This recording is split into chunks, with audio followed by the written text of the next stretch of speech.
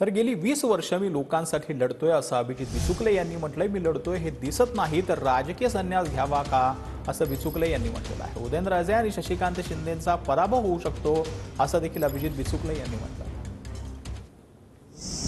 Big Boss fame doctor Abhijit Bichukale यांनी आज आपला अपक्ष असा उमेदवारी अर्ज भरलेला आहे। आपल्या सोबत बोलण्यासाठी ते आहेत। आणि येण्याप्रमाणे आपण गेली 20 वर्ष लोकांसाठी लढतोय हे जर लोकांना कळत नसेल तर मी येणाऱ्या काळामध्ये राजकीय संन्यास घ्यावा का?